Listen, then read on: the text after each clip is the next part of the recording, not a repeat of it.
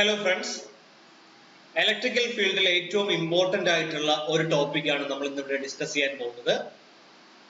Mode of selection of supply.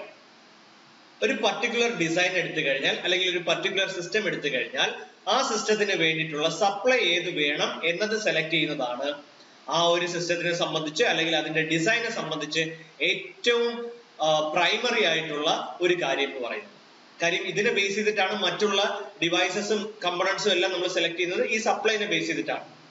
അപ്പൊ ആ supply എങ്ങനെയാണ് ഓരോ കസ്റ്റമേഴ്സിനും നമ്മൾ ഡിസൈൻ ചെയ്യുക, സെലക്ട് ചെയ്യുക, ഇതിന് എന്താണ് മാനദണ്ഡം, ഏത് നിയമപ്രകാരമാണ് നമ്മൾ ഇതെല്ലാം ചെയ്യുന്നത്, ഈ സപ്ലൈയുടെ അടിസ്ഥാനത്തിൽ കൺസ്യൂമേഴ്സിനെ ഏതൊക്കെ രീതിയിൽ ക്ലാസിഫൈ ചെയ്തിട്ടുണ്ട് എന്നുള്ള കാര്യങ്ങളൊക്കെയാണ് നമ്മൾ ഇന്ന് ഈ വീഡിയോയിൽ ഡിസ്കസ് ചെയ്യാനായിട്ട് പോകുന്നത്. ഓക്കെ, സോ നമുക്ക് സ്റ്റാർട്ട് ചെയ്യാം. First of all, central electricity act 2003 ഇന്ത്യയിലെ generation, transmission and distribution of ഇലക്ട്രിസിറ്റിയിലെ എല്ലാ കാര്യങ്ങളും സെൻട്രൽ ഇലക്ട്രിസിറ്റി ആക്ട് 2003 അടിസ്ഥാനപ്പെടുത്തിയിട്ടാണ് ഫോർമുലേറ്റ് ചെയ്തിരിക്കുന്നത്. ഇതാണ് നമ്മുടെ സെറ്റ് ഓഫ് റൂൾസ്. ഏറ്റവും ഫൗണ്ടേഷൻ റൂൾ എന്ന് പറയുന്നത് സെൻട്രൽ ഇലക്ട്രിസിറ്റി ആക്ട് 2003 പ്രകാരമാണ്. ജമ്മു കാശ്മീർ ഒഴിച്ച് ബാക്കി എല്ലാ സ്റ്റേറ്റ്സിനും യൂണിയൻ ടെറിട്ടറീസിനും ഈ നിയമം ബാധകമാണ്. സോ ഈ ഒരു നിയമത്തിൽ നിന്ന് അടർത്തിയെടുത്ത് പല സംസ്ഥാനങ്ങളും അവരുടേതായിട്ടുള്ള നിയമം ഉണ്ടാക്കിയിട്ടുണ്ട്, ഒരു സെറ്റ് ഓഫ് കോഡ്സ് ഉണ്ടാക്കിയിട്ടുണ്ട്. കേരള സംസ്ഥാനത്തും അതുപോലെ തന്നെ ഒരു സെറ്റ് ഓഫ് റൂൾസ് ഉണ്ടാക്കിയിട്ടുണ്ട് സപ്ലൈ റിലേറ്റഡ് ആയിട്ട്. അതിനെയാണ് Kerala state electricity supply code 2014 എന്ന് പറയുന്നത്. ഓക്കെ, ഇനി ഈ ഒരു സെറ്റ് ഓഫ് റൂൾസിനെ ബേസ് ചെയ്തിട്ടാണ് കേരളത്തിൽ സപ്ലൈ റിലേറ്റഡ് ആയിട്ടുള്ള കാര്യങ്ങളെല്ലാം നമ്മൾ തീരുമാനിക്കുന്നത്. അപ്പൊ ഇത് ആരാണ് ഈ റൂൾസ് എല്ലാം ഫോർമുലേറ്റ് ചെയ്യുന്നത്? കേരള ഇലക്ട്രിസിറ്റി സപ്ലൈ കോഡ് 2014 എന്ന് പറയുന്ന ആ സെറ്റ് ഓഫ് റൂൾസ് ഫോർമുലേറ്റ് ചെയ്തിരിക്കുന്നത് Kerala state electricity regulatory commission എന്ന് പറയുന്ന ഒരു ബോർഡാണ്. അവരാണ് ആ സെറ്റ് ഓഫ് റൂൾസ് നമുക്ക് ഫോർമുലേറ്റ് ചെയ്ത് തന്നിരിക്കുന്നത്. ഇത് എന്തിന്റെ ബേസ് ആയിരിക്കും? ഈ set of Kerala electricity supply code 2014 എന്ന് പറയുന്ന ഈ റൂൾസും എന്തിനെ അടിസ്ഥാനപ്പെടുത്തിയാണ് വന്നിരിക്കുന്നത്? സെൻട്രൽ ഇലക്ട്രിസിറ്റി ആക്ട് 2003 ബേസ് ചെയ്തിട്ട് തന്നെയാണ് കേരള ഇലക്ട്രിസിറ്റി സപ്ലൈ കോഡ് 2014 വന്നിരിക്കുന്നത്. ഓക്കെ, അപ്പോ നമുക്കറിയാം സപ്ലൈയെ ബേസ് ചെയ്തിട്ട് പല ടൈപ്പ് ഓഫ് കൺസ്യൂമേഴ്സ് ആയിട്ട് ക്ലാസിഫൈ ചെയ്യാറുണ്ട്, അല്ലെ? സോ എന്തൊക്കെയാണ് ആ ക്ലാസിഫിക്കേഷൻ എന്നുള്ളത് ഇനി നമുക്ക് നോക്കാം. ശരിക്കും സപ്ലൈ ബേസ് ചെയ്തിട്ട് മൂന്നായിട്ടാണ് കൺസ്യൂമേഴ്സിനെ ക്ലാസിഫൈ ചെയ്തിരിക്കുക. ഒന്ന് low tension consumer, LT consumer, HT consumer high tension and EHT consumer extra high tension. ഈ മൂന്ന് രീതിയിലാണ് കൺസ്യൂമേഴ്സിനെ സപ്ലൈയുടെ അടിസ്ഥാനത്തിൽ നമ്മൾ ക്ലാസിഫൈ ചെയ്തിരിക്കുന്നത്. നമ്മളെ റെസിഡൻഷ്യൽ ഒക്കെ വന്നു കഴിഞ്ഞാൽ ഏതിന്റെ അണ്ടറിലാണ് വരിക? LT കൺസ്യൂമർ ആയിട്ടാണ് റെസിഡൻഷ്യൽ പർപ്പസിനുള്ളതൊക്കെ വരിക, അല്ലെ? പിന്നെ ലോഡിനൊക്കെ അനുസരിച്ച് HT യിലേക്കും EHT യിലേക്കൊക്കെ മാറും. അപ്പൊ ഞാൻ പറഞ്ഞു ലോഡിനെ അടിസ്ഥാനപ്പെടുത്തി HT യിലേക്കും EHT യിലേക്കൊക്കെ മാറാന്ന് പറഞ്ഞു, അല്ലെ? അപ്പൊ അതിന് എന്തെങ്കിലും ഒരു മാനദണ്ഡം ഉണ്ടായിരിക്കുമല്ലോ, അത് നമ്മൾ വരുന്ന സ്ലൈഡുകളിൽ ഡിസ്കസ് ചെയ്യുന്നുണ്ട്. ഇനി നമുക്ക് മനസ്സിലാക്കേണ്ടത് ഏതൊക്കെ വോൾട്ടേജുകളാണ് LT വോൾട്ടേജ്, ഏതൊക്കെയാണ് HT വോൾട്ടേജ്, ഏതൊക്കെയാണ് EHT വോൾട്ടേജ്. ഈ ഒരു കാര്യമാണ് നമ്മൾ ഇനി അടുത്ത ഡിസ്കസ് ചെയ്യാനായിട്ട് പോകുന്നത്. സോ LT യിൽ രണ്ട് ടൈപ്പ് വോൾട്ടേജ് ഉണ്ട്. നമുക്കറിയാം റെസിഡൻഷ്യലിൽ തന്നെ സിംഗിൾ ഫേസ് റെസിഡൻഷ്യൽ പ്രൊജക്ട്സ് ഉണ്ടാവാറുണ്ട്, 3 ഫേസ് റെസിഡൻഷ്യൽ പ്രൊജക്ട്സ് ഉണ്ടാവാറുണ്ട്, അല്ലെ? അപ്പൊ LT യിൽ മെയിൻ ആയിട്ട് രണ്ട് വോൾട്ടേജ് ആണുള്ളത്. സിംഗിൾ ഫേസ് 240 വോൾട്ട് AC വോൾട്ടേജും അതുപോലെ 3 ഫേസ് 415 വോൾട്ട് AC വോൾട്ടേജും. ഈ വോൾട്ടേജ് റേഞ്ച് ആണ് നമ്മുടെ നിയമത്തിൽ പറഞ്ഞിരിക്കുന്ന വോൾട്ടേജ് വാല്യൂ. സിംഗിൾ ഫേസ് ആണെങ്കിൽ നമ്മുടെ നാട്ടിലുള്ള വോൾട്ടേജ് എത്രയാണ്? 240 വോൾട്ട് AC ആണ്. 3 ഫേസ് ആണെങ്കിൽ 415 വോൾട്ട് AC ആണ്. അപ്പൊ ഈ രണ്ട് വോൾട്ടേജുകൾ മാത്രമാണ് LT എന്ന കാറ്റഗറിയിൽ വരിക. Okay, next one HT കാറ്റഗറിയാണ്. HT കാറ്റഗറിയിൽ 3 വോൾട്ടേജസ് ആണ് വരുന്നത്. ഏതൊക്കെയാണ്? 3 ഫേസ് സ്റ്റാർട്ട് ചെയ്ത് കഴിഞ്ഞല്ലേ, ഇനി അപ്പൊ അങ്ങോട്ടുള്ള എല്ലാം 3 ഫേസ് തന്നെ ആയിരിക്കും. 3 phase 11 kV, 3 phase 22 kV and 3 phase 33 kV എല്ലാം ഫേസ് ടു ഫേസ് വോൾട്ടേജ് ആണ്. അപ്പോ ഈ 3 വോൾട്ടേജസ് ആണ് HT എന്ന കാറ്റഗറിയിൽ വരുന്നത്. 11 kV, 22 kV and 33 kV. ഇനി EHT യിലേക്ക് മാറി കഴിഞ്ഞു കഴിഞ്ഞാൽ EHT യിൽ ഏതൊക്കെ ടൈപ്പ് ഓഫ് വോൾട്ടേജസ് ആണ് വരിക? 66 kV, 110 kV, 220 kV and 440 kV. ഈ 4 വോൾട്ടേജസ് ആണ് EHT എന്ന് പറയുന്ന ആ ഒരു കാറ്റഗറിയിൽ ഉൾപ്പെടാറ്. 66 kV, 110 kV, 220 kV, 440 kV. അപ്പൊ ഇത്രയുമാണ് നമ്മുടെ സെറ്റ് ഓഫ് വോൾട്ടേജസ്. എത്ര വോൾട്ടേജസ് ഉണ്ടായിരുന്നു? 4 3 7 2 9 വോൾട്ടേജസ് ആണ് നമ്മുടെ ഈ സെറ്റ് ഓഫ് വോൾട്ടേജസിന്റെ അകത്ത് വരിക. അല്ലെ? ഇനി ഇതിലെ ഓരോ വോൾട്ടേജ്, ഇപ്പം ST കൺസ്യൂമർ ആണെന്നിരിക്കട്ടെ, അയാൾക്ക് തന്നെ 11 kV ഉണ്ട്, 22 kV ഉണ്ട്, 33 kV ഉണ്ട്.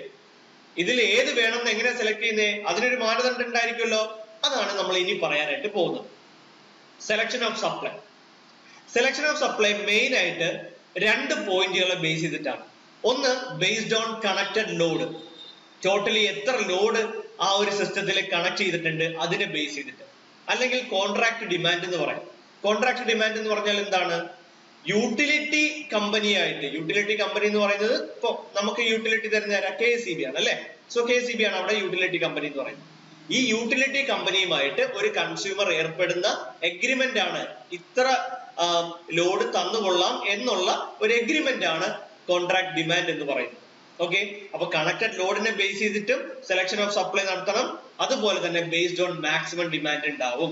ഇപ്പം വലിയ വലിയ ഇൻഡസ്ട്രിയിലേക്കൊക്കെ വരുമ്പം കണക്റ്റഡ് ലോഡിനെ ബേസ് ചെയ്തായിരിക്കില്ല, മാക്സിമം ഡിമാൻഡിനെ ബേസ് ചെയ്തിട്ടായിരിക്കും വലിയ വലിയ ഇൻഡസ്ട്രികളിലൊക്കെ വരിക.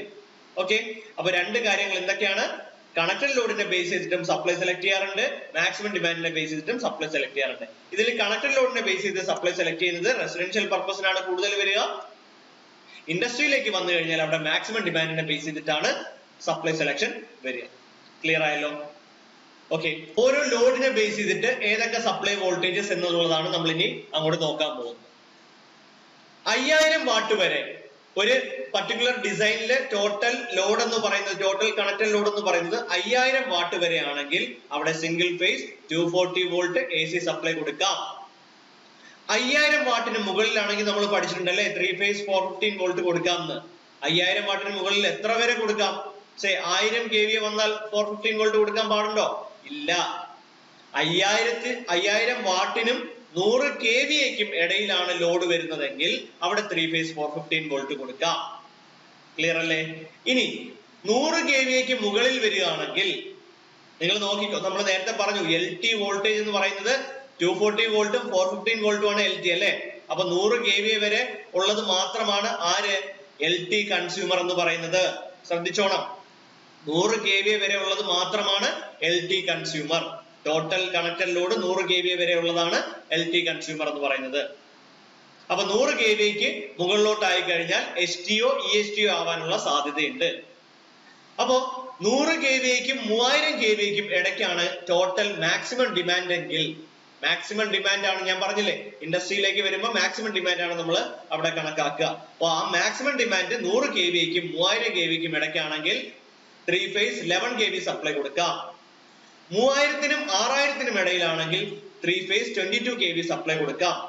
6000നും 12000നും ഇടയിലാണെങ്കിൽ 3 ഫേസ് 33 kV സപ്ലൈ കൊടുക്കാം. ഇനി 12000നും 20000നും ഇടയിലാണെങ്കിൽ എന്തായി? അവിടെ EST കൺസ്യൂമർ ആയിട്ട് മാറി അല്ലെ? അപ്പൊ ST കൺസ്യൂമർ എന്ന് പറയുന്നത് എവിടം വരെ ഉള്ളൂ? 12000 kVA വരെ മാത്രമേ ST കൺസ്യൂമർ ഉള്ളൂ. അതിന് മുകളിലേക്ക് വന്നു കഴിഞ്ഞാൽ ആ കൺസ്യൂമർ ആരാവുകയാണ്? EST കൺസ്യൂമർ ആവുകയാണ്. അപ്പൊ 12000നും 20000നും ഇടയ്ക്കാണെങ്കിൽ 66 kV കൊടുക്കാം. ഇനി 20000നും 40000 kVക്കും ഇടയ്ക്കാണെങ്കിൽ 110 kV കൊടുക്കാം. 40000ന് മുകളിലാണെങ്കിൽ 220 kV കൊടുക്കാം അല്ലെ? ഇനി നമ്മൾ ഒരു വോൾട്ടേജ് കൂടെ പഠിച്ചായിരുന്നു, 440 വോൾട്ട് പഠിച്ചായിരുന്നു അല്ലെ? ഈ 440 നമ്മൾ മെയിൻലി ഫോർ ട്രാൻസ്മിഷൻ ആണ് 440 kV സപ്ലൈ നമ്മൾ യൂസ് ചെയ്യാറുള്ളത്. അപ്പൊ ഈ രീതിയിലാണ് നമ്മൾ എന്താ ചെയ്യാ, ഒരു ഇൻഡസ്ട്രിക്ക് വേണ്ടിയിട്ടുള്ള അല്ലെങ്കിൽ ഒരു സിസ്റ്റത്തിന് വേണ്ടിയിട്ടുള്ള സപ്ലൈ സെലക്ട് ചെയ്യുന്നത് ഇതിനെ മാനദണ്ഡമാക്കിയിട്ടാണ്. ബേസ്ഡ് ഓൺ കണക്റ്റഡ് ലോഡ് ആണ് റെസിഡൻഷ്യൽസിനും LTക്കും ഒക്കെ നമ്മൾ ബേസ്ഡ് ഓൺ കണക്റ്റഡ് ലോഡും ST മുതൽ അങ്ങോട്ടുള്ളതിനൊക്കെ ബേസ്ഡ് ഓൺ മാക്സിമം ഡിമാൻഡുമാണ് നമ്മൾ കൊടുക്കുക. ഓക്കെ, അപ്പൊ ഇതെല്ലാം ഞാൻ നേരത്തെ പറഞ്ഞ സെറ്റ് ഓഫ് റൂൾസിനെ ബേസ് ചെയ്തിട്ടാണ് ഈ ഒരു കാറ്റഗറി വരുന്നത്. ഇതിനെ ബേസ് ചെയ്തിട്ടാണ് നമ്മൾ ഇൻഡസ്ട്രിയിൽ പ്രാക്ടിക്കലി നമ്മൾ mode of selection of supply നടത്തുന്നത്. ഓക്കെ, അപ്പൊ മറ്റൊരു വീഡിയോ ആയിട്ട് വീണ്ടും കാണാം. Thank U.